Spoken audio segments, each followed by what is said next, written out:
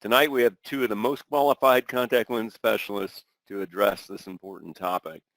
Dr. Beth Kenosha is an associate professor and serves as the director of the Pacific Eye Clinic in Forest Grove and as an instructor for the patient care and contact lens courses. She graduated from the Southern California College of Optometry and then completed a residency in cornea and contact lenses at Pacific University. She's a fellow of the American Academy of Optometry. She is also a diplomate in the Cornea, Contact Lenses, and Refractive Technologies section.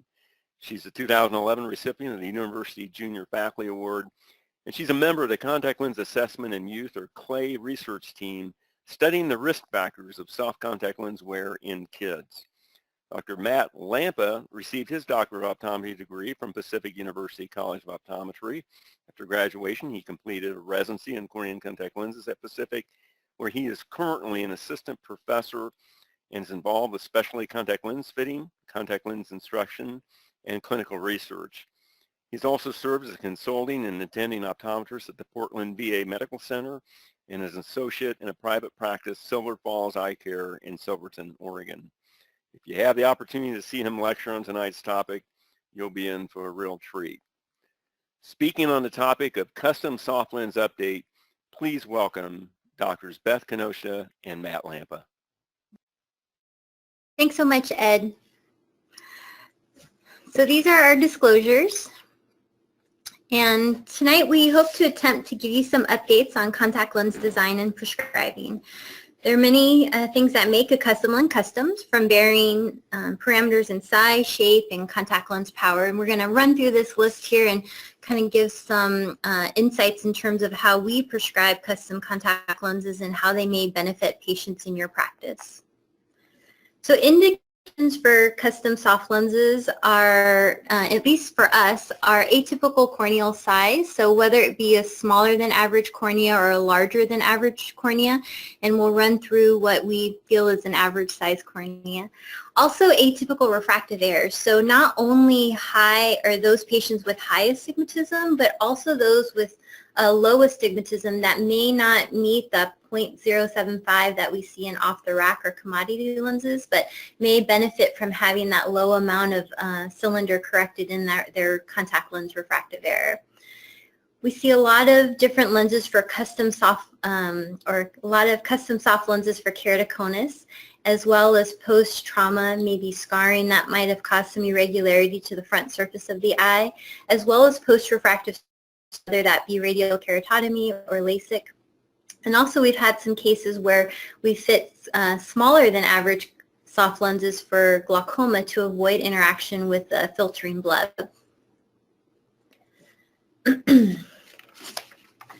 So the shape of the cornea can really affect the fit of a contact lens.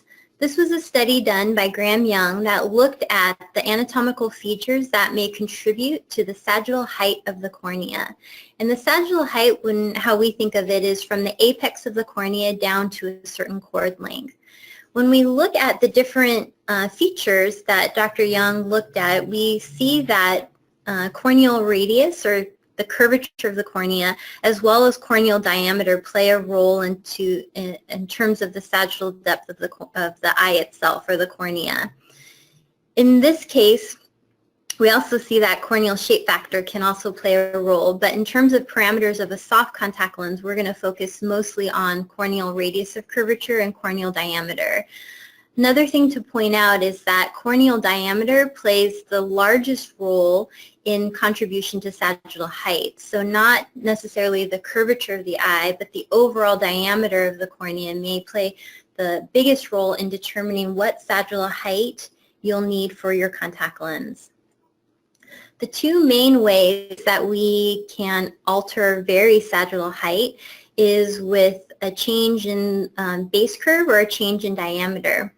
As it relates to the corneal radius, we see that if we have a set diameter of 11.7 millimeters for the overall diameter of the cornea, if we vary the base curve, we can increase or decrease the sagittal height of the eye. The steeper the base curve, so in this example, 45.50 diopter or diopter curvature is steeper than a 40.25 diopter curvature. So the steeper that radius of curvature, the larger, the deeper the sagittal depth of the eye is. The other way we can vary sagittal depth is by looking at the change in overall diameter. So if we were to look at a cornea of the same corneal radius of 43, but we vary the diameter, so if the horizontal visible iris diameter is 11.2, we have a more shallow sagittal height than we would if that corneal diameter was a 12.2. So even though we have the same corneal radius, we can increase the sagittal height of a lens, a contact lens, or the sagittal height of the cornea itself would be greater with the larger corneal diameter. So putting that together in terms of a cornea and a contact lens, ideally we would like the sagittal height of the contact lens to match that of the cornea in the shape of the eye. If the lens is too flat or shallow, it's going to create a situation of decentration and potentially discomfort for the patient, as well as if that sagittal height is too deep or too steep on the eye. It can also create some areas of complication from that and potentially some lens discomfort for the patient. So to better understand the sagittal height of the cornea, Pat Caroline and Mark Andre, two gentlemen we work with, looked at 200 consecutive right eyes in their practice, and this was probably about 20 years ago. And they used a reticule on a slit lamp, and they found that the average horizontal visible iris diameter, so kind of using that as the key for the size of the cornea or the diameter of the cornea, they found that the average was 11.8 millimeters. We repeated this, but instead now used a topography in the measurement tool on the topographer with 100 third-year Pacific University optometry students and found a similar average HVAD of an 11.8. And in this case, we used the diagonal visible iris diameter. So when looking at apical radius, oftentimes small corneas have steeper apical radii, and large corneas have flatter apical radii. If you remember back to Dr. Young's research, we know that the diameter plays a larger role in predicting the sagittal height than the apical radius will. So on the image on the left, for the 10.2 millimeter HVID, we have a steeper apical radius, but the overall diameter is much smaller compared to the image to the right where you have a much larger HVID with a very flat apical radius. When we compare these side by side with a Scheinpflug image, we can see that though the small cornea has a very steep apical radius, the sagittal height of the eye is actually greater with the apical radius that's flatter because it has the larger diameter. So this definitely is a factor for fitting contact lenses, whether they be custom or off-the-rack lenses, because with the smaller diameter, kind of an average contact lens diameter of 14.2 is going to exceed the overlap of 1 millimeter 360 degrees around, but will be much too small for the large cornea and not really overlap and interact potentially with the limbus. Also, with the larger diameter, larger corneal diameter, you'll get much more decentration with this lens because it doesn't have adequate sagittal depth to fit correctly on the eye. So with this larger lens, you're going to get a flat fit, so that lens is going to be decentered, and potentially with blink create some discomfort with interaction between the conjunctiva and the cornea itself. In a lens that has too deep of a sagittal depth, you can get a lens fit that might be centered but might be too tight on the eye and create a situation of potentially end-of-the-day discomfort, maybe some redness, and certainly some conjunctival staining as well. So the principle of diameter contributing to the sagittal depth is very evident in this series of anterior segment OCT images, where in red we have the corneal diameter listed, and in green the soft contact lens diameter. And you can see as the diameter of the corneal diameter and the soft contact lens diameter increase, we increase the sagittal depth required to appropriately fit on the eye. So in this study, when considering off-the-rack or more commodity lenses, Dr. A. Vanderwerp and Dr. Christian Mertz looked at, well, what is the varying depths or sagittal depths of the different lenses available today? And I think this is a great graph because it really shows how base curve and diameter play a role in sagittal height, but it also is helpful for decision making when we're in the clinic. So in this case, on the right-hand side, the last three lenses have that larger diameter, and they are toric lenses, so they have the astigmatism correction in there.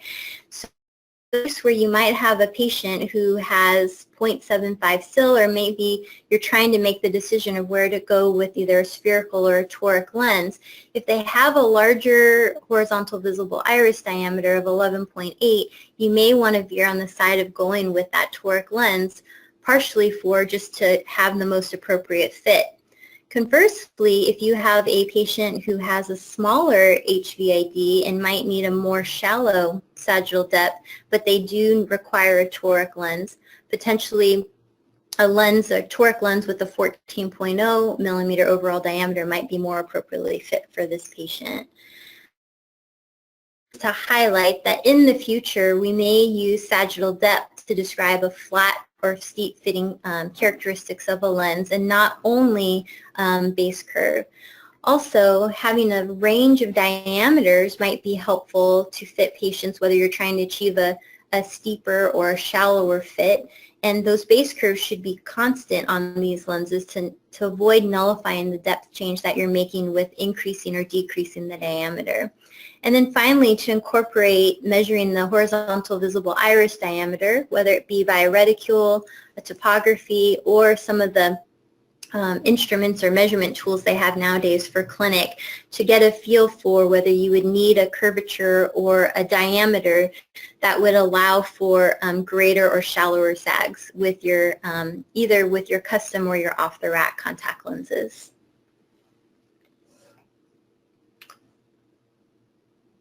Any questions at this point? Okay, thank you all. While we're waiting, let me make a couple of quick comments. One is I always want to acknowledge our advisory board members, and in addition to Dr. Kinoshita, Dr. Bob Grohe and Dr. Lynette Johns are on tonight. We also have a new resource that just became available. It's on our website where you can order them, but it's a laminated scleral lens patient care and handling card, and it has, I'm trying to remember how many photos, something like 18 photos on it. So very, very helpful in terms of showing patients how to care, and particularly how to insert and remove scleral lenses. So that is available under our resources. That said, I think you all can keep going. Okay. All right, thanks, Ed. So this slide here, what I think Beth and I would like to try to do is use this as a bit of an outline for the rest of our presentation. And Beth has already covered really nicely for us the relationship of curvature and diameter, not only in terms of corneal profile, but also in terms of how we use that information in designing the base curve and diameter of our contact lenses. What I want to try to do for the next little bit is cover material and power. And when I think about material in terms of a custom soft lens, I actually start to think about it a little bit more similarly to how I think about it in terms of GP lenses, in that the design of the lens and the material are no longer linked like they are when we think about traditional commodity style soft contact lenses. And what I mean is, we as the practitioner, we have a choice of what material we ask our custom laboratory partner to make the lens for us. And we are also in charge of what design that is, that they are independently variable. But just like in terms of the commodity molded lenses, we have the material choices of traditional hydrogels and silicone hydrogels. we also have those options available to us here in the United States and around the world. So the majority of custom soft contact lens materials today are traditional hydrogels. However, there are several FDA-approved materials here in the U.S., and those lenses, for the most part, are made available from Contimac, a material manufacturer in the UK. So I think it's really just important to recognize that depending on the situation and the vision requirements or thickness needs of the contact lens, you as the practitioner have the ability to specify what that lens material would be made of, and each of those materials come with their own wetting characteristics and longevity, things like that. Well, anytime we have a contact lens, we really need to satisfy three main things, and that's base curve, power, and diameter. And I want to kind of move on to power now and talk about some of those unique things that we can do in terms of power in a custom soft contact lens. And I think that probably the type of power that rises to the front of the mind of most practitioners, or at least the motivation that would put their patient in a custom soft contact lens, has everything to do with astigmatism. So in that the majority of the molded lenses, as far as the point at which they end their parameter availability, is usually around 2 1/4 diopters. That's not always the case, but the majority of soft toric lenses in our diagnostic sets end around 2 1/4. And if we look at the slide here with the image on our left, you can see that those patients that have above that threshold of 2 1/4, though it isn't a significant portion of our population, I would argue that it's a significant portion of the practice in terms of those patients that we could make really very successful in contact lenses, or these are the patients that have historically possibly struggled the most in terms of their visual success in their lenses historically. So once we put a patient into a custom soft toric lens, the parameter availability really is basically anything that you want. The power in the sphere and sill can be as fine as tenths of diopters, and then also impressively in terms of axis as fine as 1 degree increments. And I think it also at this point kind of begs the question, well, how is it that we're supposed to optimize vision for the patient? And one of those things that you can do to ensure that the fit is correct first before you move on to vision, in addition to some of the things that Beth talked about earlier in terms of looking at the fit with the slit lamp, one of the additional things that you can do is actually perform manual keratometry right over the surface of the contact lens. And we're not necessarily interested in the values on the drums of the keratometer. What we're more interested in to know is the stability and regularity of those mires reflected back at us as the patient blinks with that particular custom soft lens on their eye. Because we want to ensure that the fit is correct first before we move on to vision, so that we can actually provide the patient as stable a vision as possible. And if we feel that an overfraction is required to give them optimum vision, that we're actually incorporating it into a lens fit that is ideal for the patient. So doing a spherocylindrical overfraction and then using that information, putting it into some kind of cross-cylinder calculator can be a really great way to go to give the patient as precise vision as possible, especially when we're talking so often these lenses are not only toric but really highly toric. The next category as far as vision that we'd like to cover is in terms of presbyopia and some of these multifocal options. One of the main motivations to put a patient in a custom soft lens in terms of presbyopia has to get back to our first point about astigmatism and making the lens soft toric multifocal. And you might be asking the question, do we have custom soft torics that are stable enough that we can also additionally incorporate some kind of multifocality? And I think the answer is becoming increasingly yes as the years have gone on, as materials have improved, as the regularity and consistency of manufacturing has improved, and our understanding of how to appropriately fit these patients. So it's really those patients with particularly large eyes or small eyes, steep corneas and flat corneas that we can deal with, and uniquely we can really start to center these contact lenses as optimally as possible to deliver the optics as precisely as possible over their visual axis and within their pupil. So now not only are we able to specify the design, these custom soft lens manufacturers have aspheric center near options as well as some of the center distance options, but we can really start to key in to the individual's pupil size. I think that we can't have a multifocal presentation without having a slide about pupil size somewhere, but I think one of the things that's really important to point out in custom soft lenses is we are now in control of not only the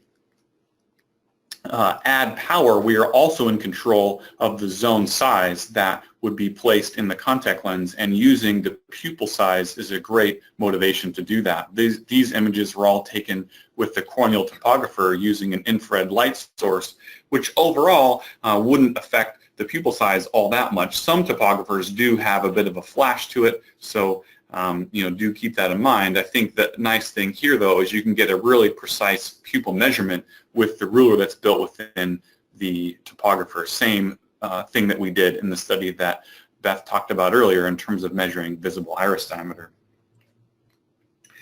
So just like I was mentioning, we can use that pupil size in an effort to dictate what the zone size are for our patient. For example, the image on the left being a center near multifocal, we then can increase that near zone size depending if the patient's pupil size gets larger, or conversely, as the pupil size of our individual patient gets smaller, that might be then a motivation to cause that near zone to shrink and then allow us to be able to guarantee that we're putting both distance and near vision into the patient's pupil.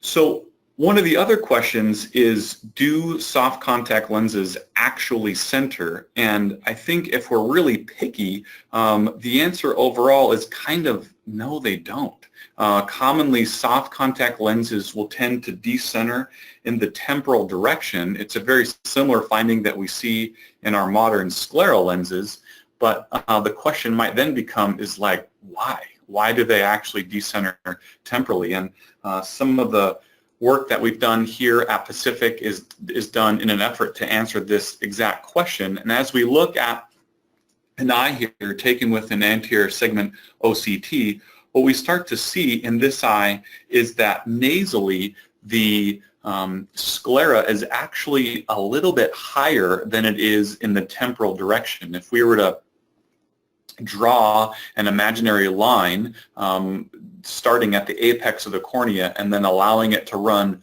horizontally and then measuring down at some certain specified distance on the temporal sclera and then measure over again to where that apex is, or the patient's line of sight, or visual axis in this case, and then do the same exercise nasally, we can see there's a bit of a mismatch. They don't exactly line up. The nasal portion of the sclera is actually higher than it is temporally, so once we apply a contact lens to the eye, it will actually hit in that location first and actually get tipped or tilted or pushed in the temporal direction.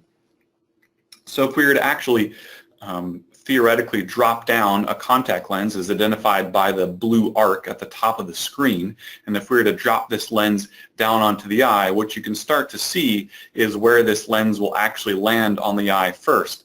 But if we pay attention to that star representing the central portion of the lens, and importantly here in terms of talking about presbyopia, if this were some sort of complex multifocal optic, we would want that to be as close to the patient's visual axis as possible. And as we drop this lens down onto the eye, it's going to hit nasally first and then get tipped or tilted in a temporal direction. And now the center of the contact lens is no longer over the patient's visual axis. Though the optics may be within the patient's pupil, they're not as centered as the manufacturer had intended.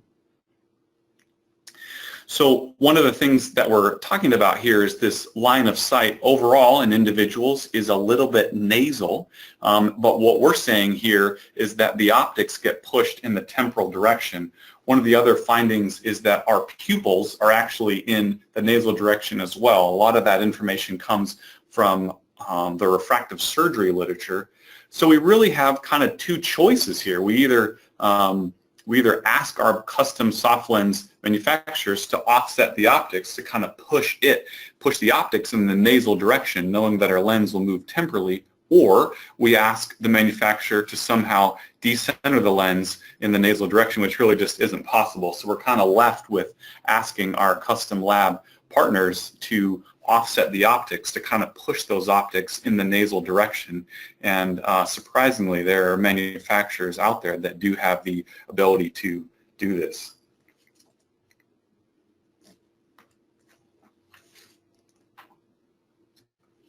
Are there any questions?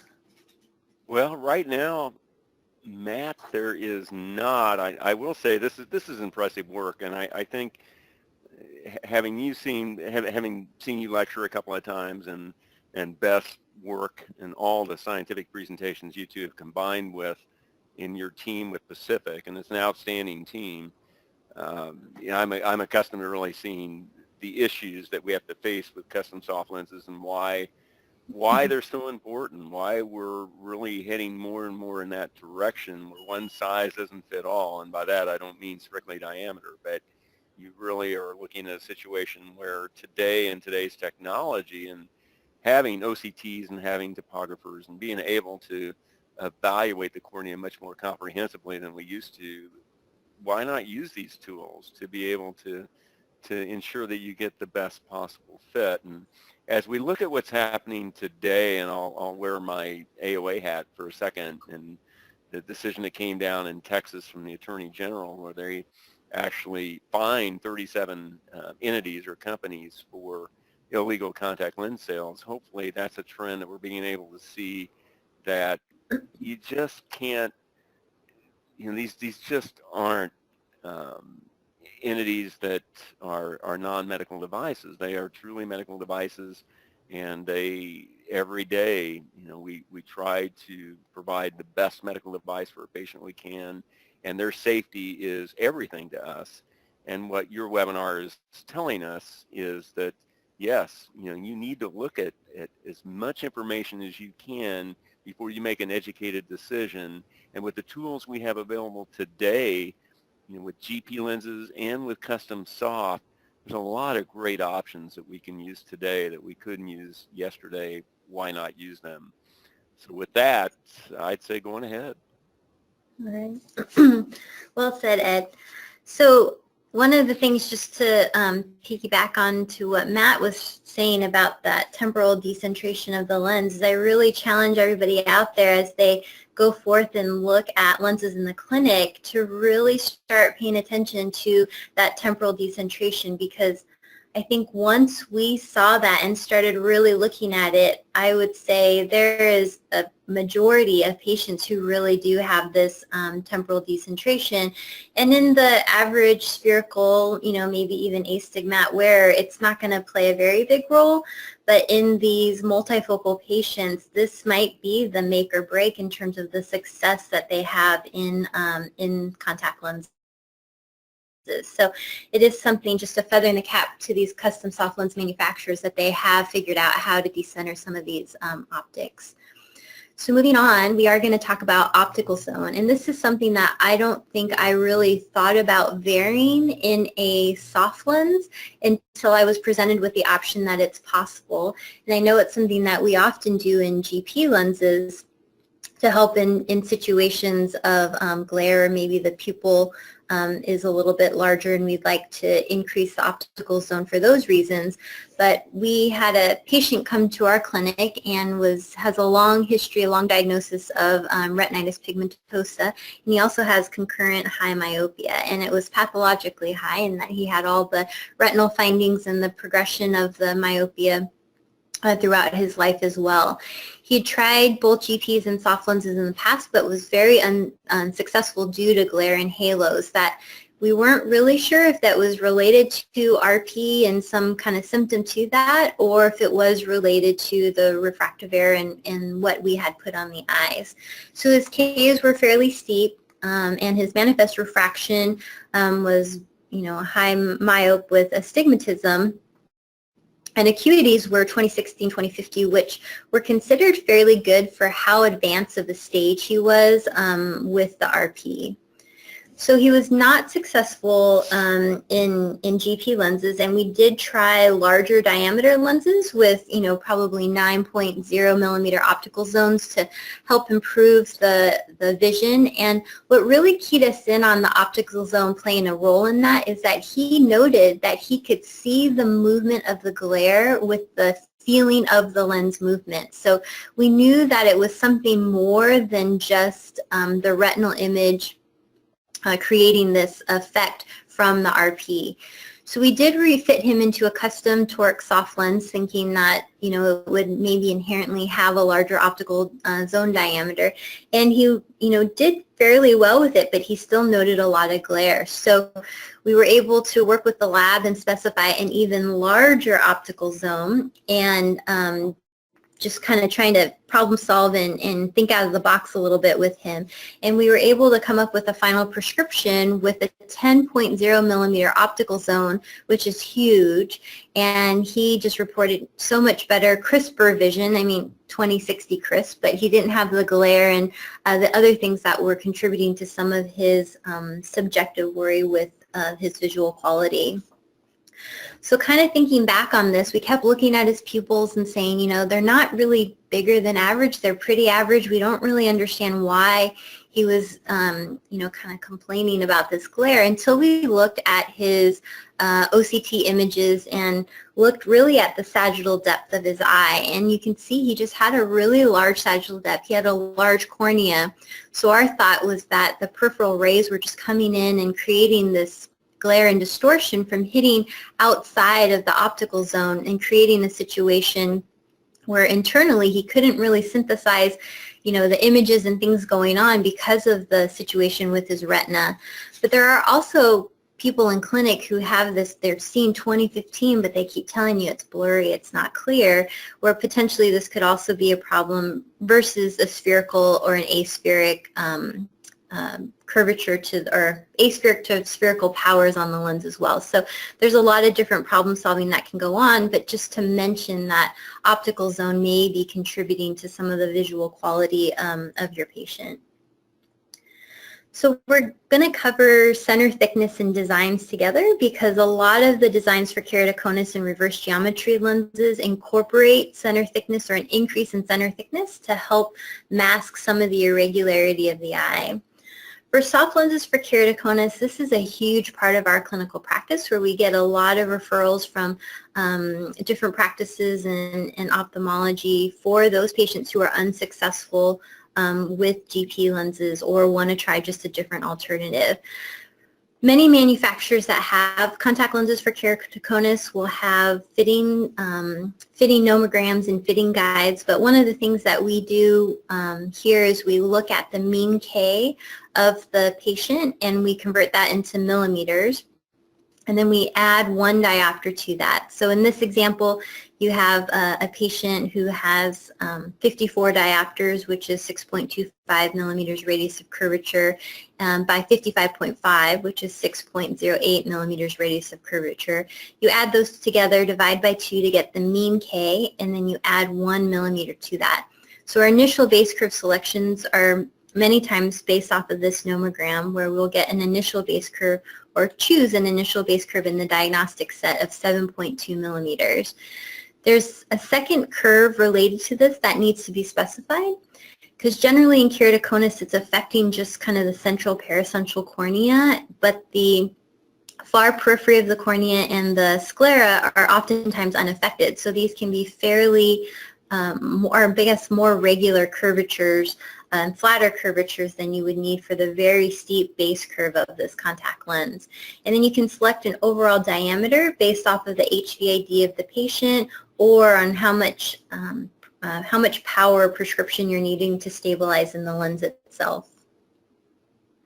In this example, patient KB came in and he had a long history of GP intolerance and kind of came in defiantly saying, I am not going to try on another one of those corneal GP contact lenses. And this was something that was pre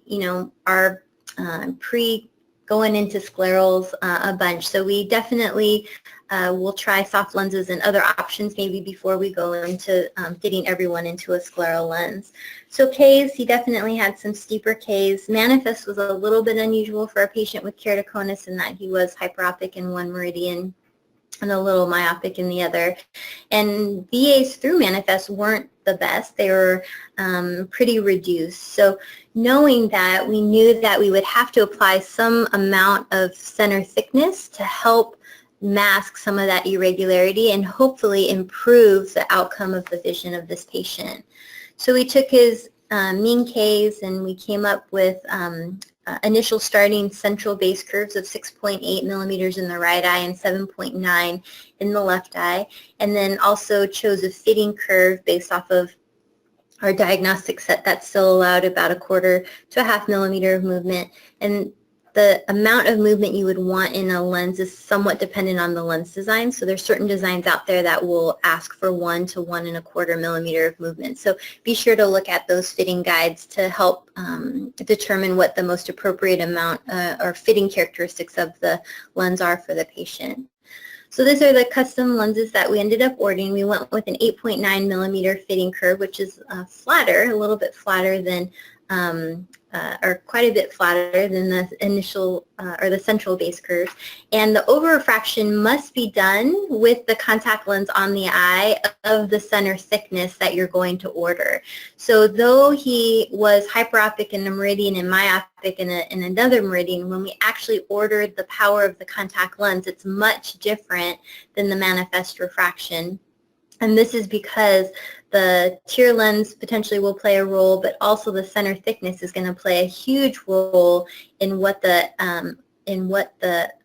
end power is going to end up being. So we were ecstatic and the patient was ecstatic in terms of the vision that he was able to achieve with these lenses of 20/25 in the right eye and 20/20 in the left eye. So he did amazing in these lenses. When we look at topography and the photokeratoscopic mires over the contact lens, you can see how the regularity of these mires changes quite a bit, where the top images do not have a contact lens on and they're fairly irregular and kind of broken up. And then we put the lenses on and did topography over the contact lens, and the mires are much more regular, which made sense with his improved vision with the contact lenses themselves. So center thickness definitely plays a huge role in some of the designs for keratoconus and being able to mask some of that irregularity with keratoconus.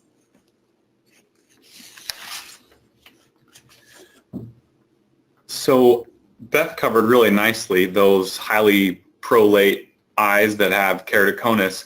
What I'd like to do is basically talk about the exact opposite profile in a contact lens and talk about how we get patients that have a history, generally speaking, of some sort of surgery that have left them with a highly oblate cornea.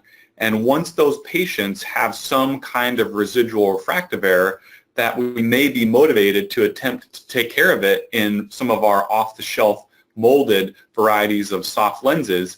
Those lenses have that typical prolate shape to them, steepest in the center and then a little bit of maybe flattening in the periphery. When we put those traditional soft lenses on them, these patients get a bit of a vault over the central cornea, and as they blink, their vision's going to vary quite a bit. By how much? Well, that will really vary by the amount of central flattening that they have in their cornea. So the greater the asymmetry that's present, the greater our motivation is going to be to put them in some sort of reverse geometry, custom soft contact lens design.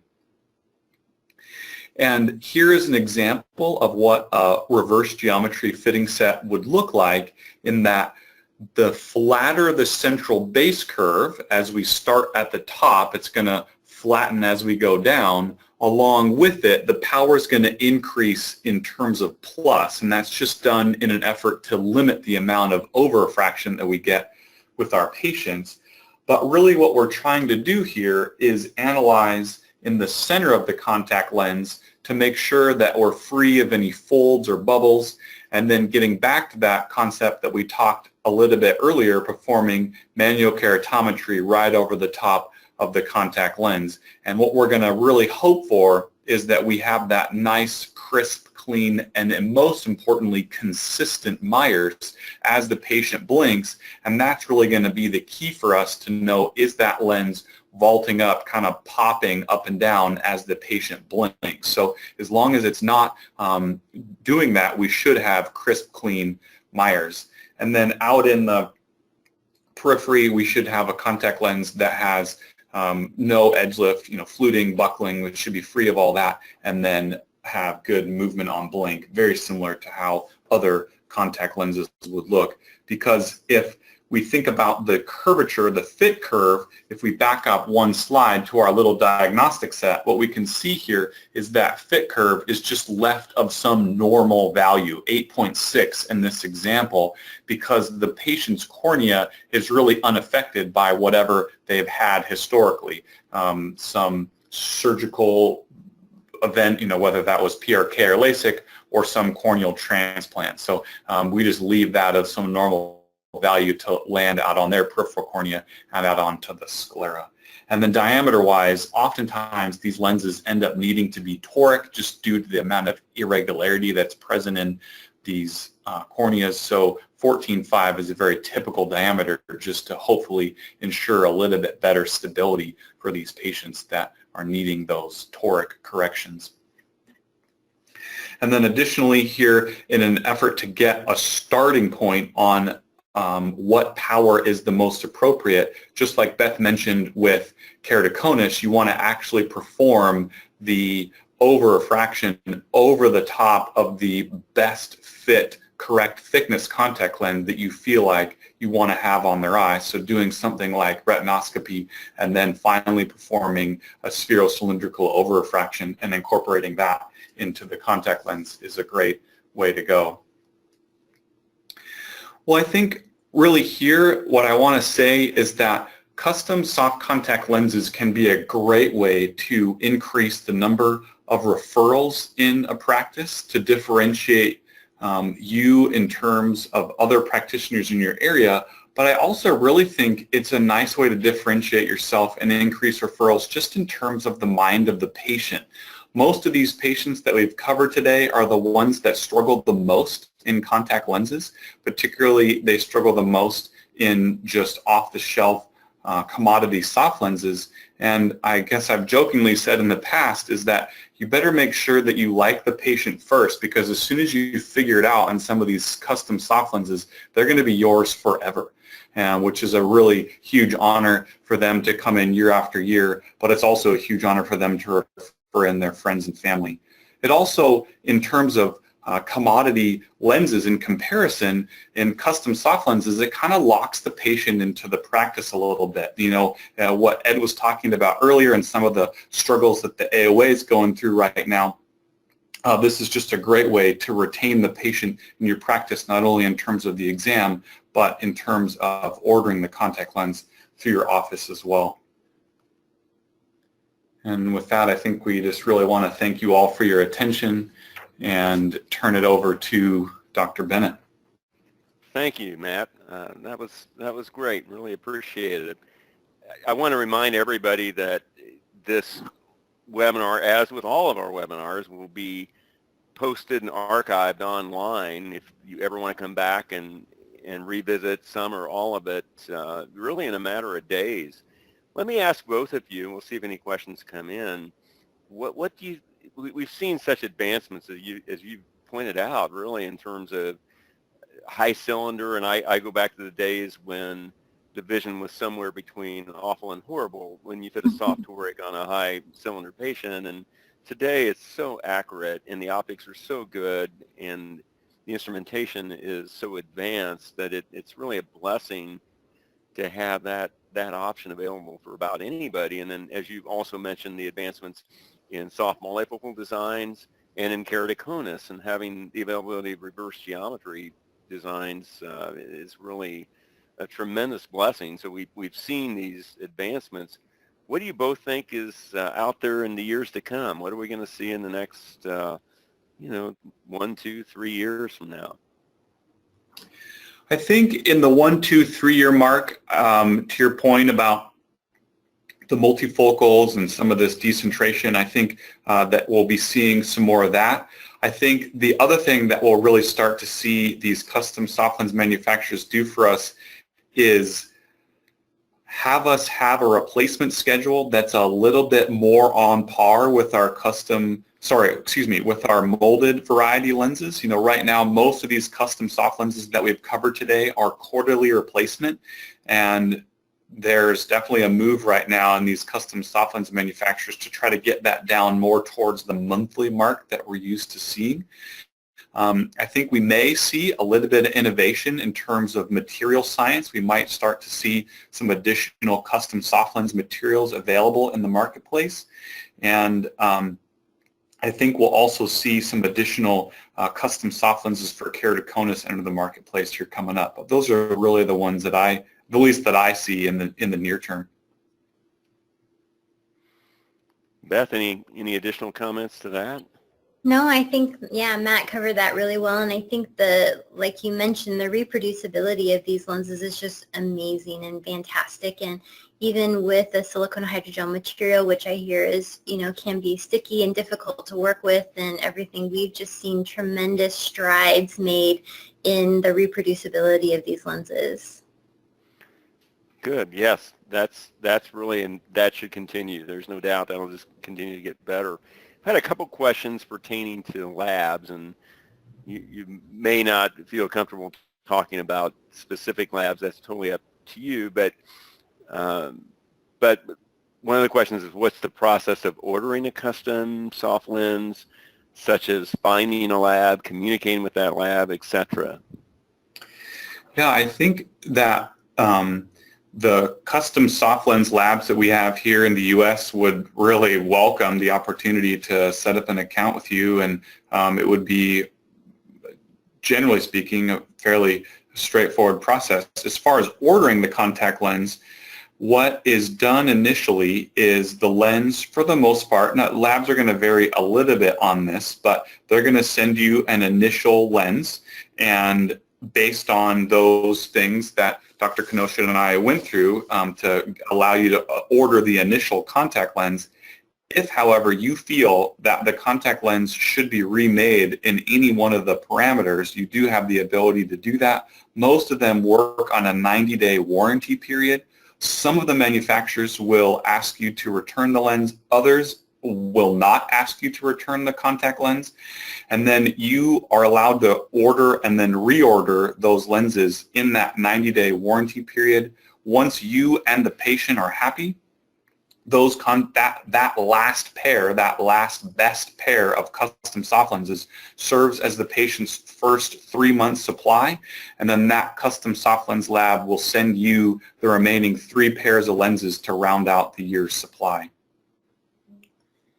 So I think ordering and everything is similar to with GPs in that you just can set up an account with the lab, and if there is a fitting set for, like with keratoconus or reverse geometry, they'll generally kind of work with you either to send you a set or to kind of in some way send you lenses based off of if you have a particular patient, so you can do over refractions and all of that.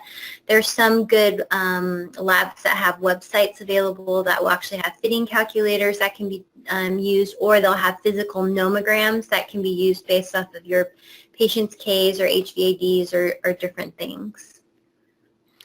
Yeah, those are good points. You can see the similarity between ordering these and GP lenses. There is a custom nature, there's many parameters, there's useful resources on the websites. Many CLMA labs are involved with custom soft lenses, so there definitely are many of the same resources you have with one that you have with the other, and that makes it even better and more likely that your patient will be successful. Mm-hmm. With that said, we'll bring tonight's program to an end. I want to thank Drs. Kenosha and Lampa for an outstanding contemporary clinical presentation, and I want to thank you for taking time out of your busy schedule to attend tonight. Please come back. Join us Tuesday night, June 26th, when our webinar will be Contact Lens Fitting in Keratoconus Post-Surgery, and our lecturer will be Dr. John Gellis. We'll look forward to seeing you here next month. Good night, everyone.